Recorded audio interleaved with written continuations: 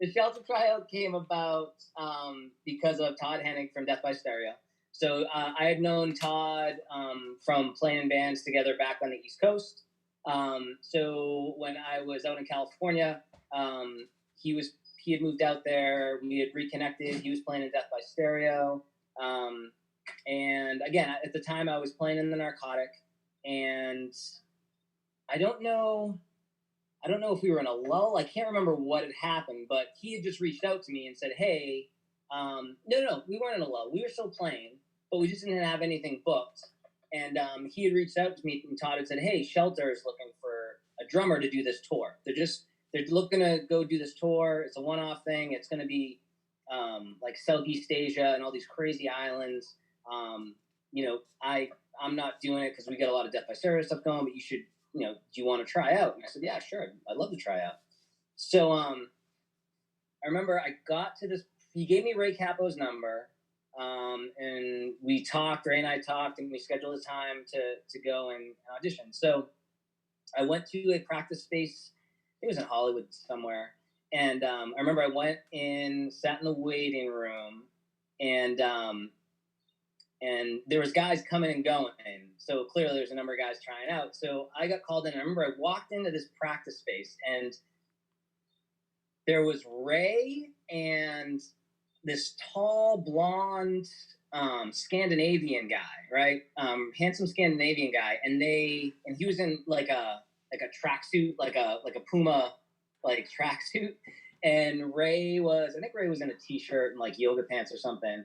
And they were grappling, like they were like wrestling in the middle of the room. And I'm, oh, hey, what's going on? And they kind of finished wrestling, and Ray got up and he came over and said hi, and he introduced the other guy who was the guitarist for Shelter at the time, and I can't remember his name, but I said, hey, we want to.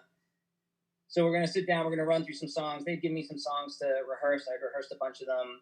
And the deal was whoever got the gig would have to play drums for Baby Gopal and Shelter. Because package deal.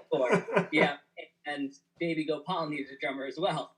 And I believe the singer at the time of Baby Gopal was Ray's wife or girlfriend. I don't know what the relation was exactly, but somehow they were connected. And so we sat there and we went through, a bunch of songs. I played some slower Baby Gopal stuff. I played some fast Shelter stuff.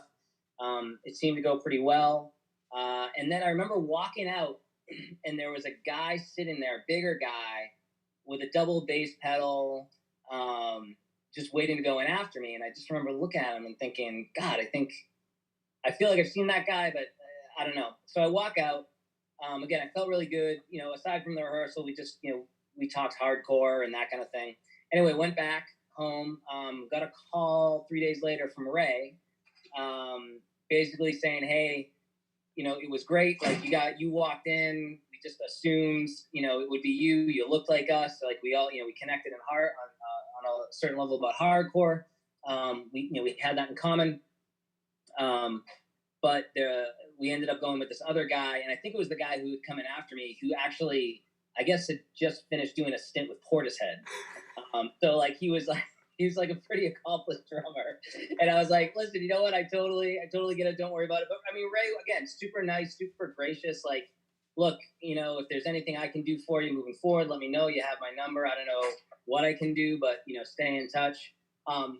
Which was cool. It was like, yeah, I didn't get it, but it definitely was nice to have that connection. And it's one of the things I love about hardcore, right? Like, no matter where you go, there's like this unity and kind of like this willingness to help each other out. So it was, I didn't get it, but it was definitely a cool experience. It was fun.